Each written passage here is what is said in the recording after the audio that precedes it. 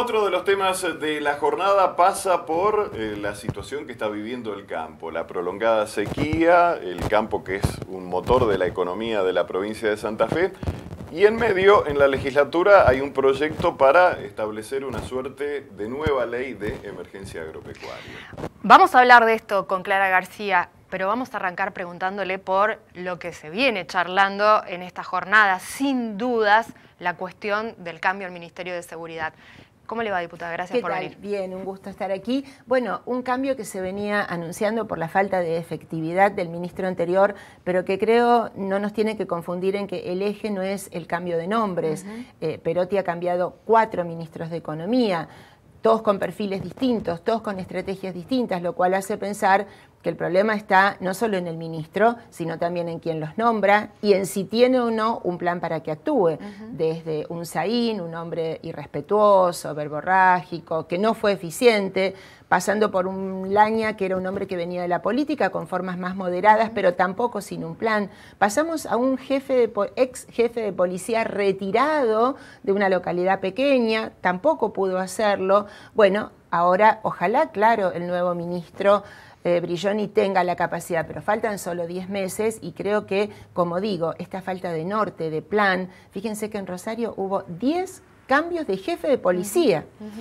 ¿Cómo puede una fuerza que es verticalista encontrar una manera de actuar eficiente si no tiene ese norte? Ahora, ¿lo sorprendió el cambio? Porque hace 2 días estuvo Rimoldi en la legislatura dando explicaciones sobre el porqué de la necesidad de la emergencia hasta diciembre. Sí, bueno, y ayer al mediodía también hizo una conferencia de prensa, sobre todo porque han pasado algunos hechos enormemente graves, las balaceras a edificios públicos, a medios de comunicación, crímenes de tinte muy mafioso, bueno, una violencia que ya no es más el robo que conocimos, ¿no? Aquel ladrón que estaba en la calle y que simplemente con presencia policial lo metían preso y ahí terminaba. Ahora hay una cadena, una organización muy compleja, muy subterránea, con muchas complicidades también, que es la que organiza un delito del cual no estábamos acostumbrados a ver. Entonces es donde, sí, el ministro hizo agua, hizo declaraciones que no eran absolutamente pertinentes, estaba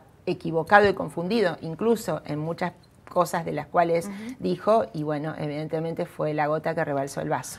Usted lo decía recién, en Rosario hubo 10 cambios de jefe de la unidad regional. Sí. Brilloni en las primeras declaraciones dijo, no voy a hacer cambios en las unidades regionales. ¿A ustedes los asusta esto?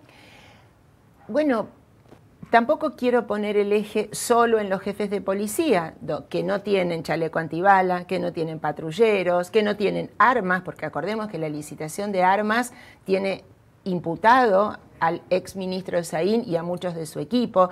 Entonces uno dice, dentro de esa fuerza policial hay gente que no es transparente, que no es honesta, que no debería estar en la fuerza, pero hay una enorme cantidad de buena gente que sí, que expone su vida, que quiere trabajar bien. Entonces apuesto a que se separe la paja del trigo y a que la buena policía, con los elementos que necesita, con la capacidad de investigación y de prevención que debe tener la policía, bueno, esté bien dirigida. Falta muy poco tiempo para lograr un cambio así, pero creo, te lo digo con una mano de corazón, más allá de lo críticos que nosotros somos y de que obviamente somos la oposición a este gobierno, estamos a disposición, nuestros equipos están a disposición. ¿Hay entonces consenso para aprobar la emergencia hasta diciembre? ¿Con la salida de Rimoldi esto se agiliza un poco más?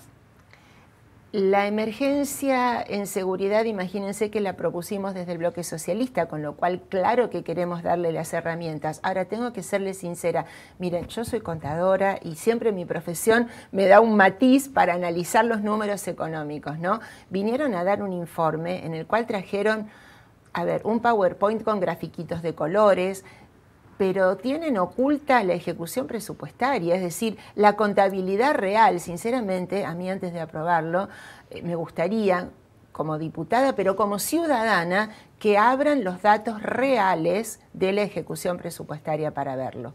¿El hecho de este cambio abre un panorama diferente para lo que le queda de gestión a Perotti? Bueno, siempre hay un respeto inicial a quien está comenzando una trayectoria y creo que este nuevo ministro la merece. Pero lo que pasa es que lamentablemente cada funcionario se siente y dice, y yo no tengo la culpa de lo anterior, pero bueno, los ciudadanos y ciudadanas tampoco tenemos la culpa de esa falta de continuidad.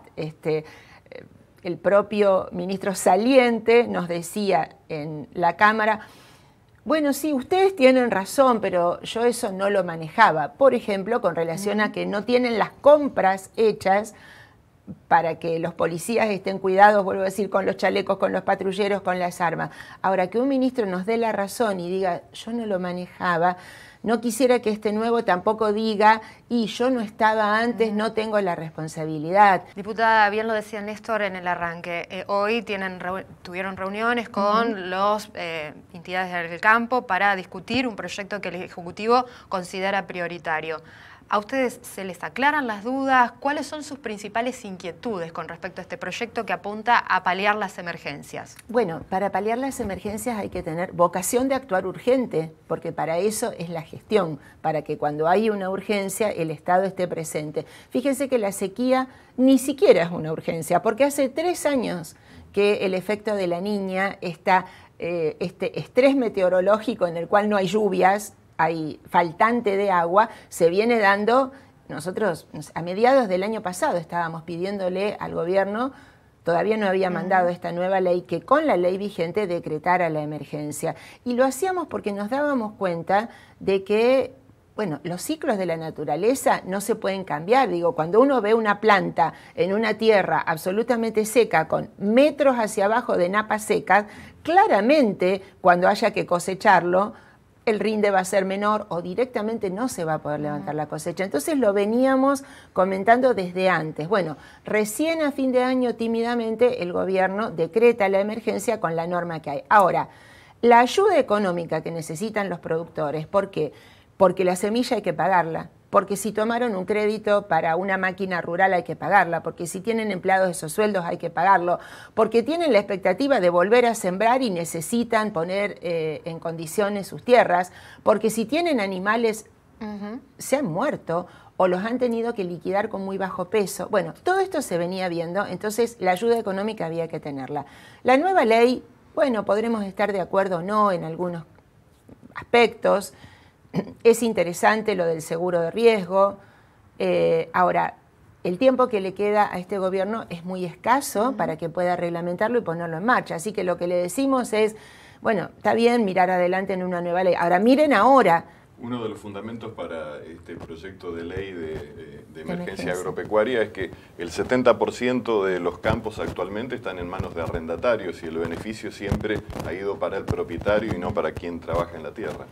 Y es complejo porque el alquiler hay que pagarlo, aunque no haya habido recaudación por la venta de los cereales, y además hay que pagar los impuestos nacionales, que son muy altos, porque ganancia se viene pagando anticipadamente y te vas a quedar con un saldo a favor, que en todo caso es un número escrito en el agua. Entonces, claro que para los productores es re complejo, y también en este sistema de alquileres lo es.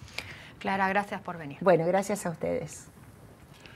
Y seguimos en el tema, no nos apartamos, porque obviamente los productores agropecuarios están sumamente preocupados y necesitan de todas estas herramientas. Vamos a escuchar lo que decía Ignacio Mántaras de la Sociedad Rural, pero también de Carfe.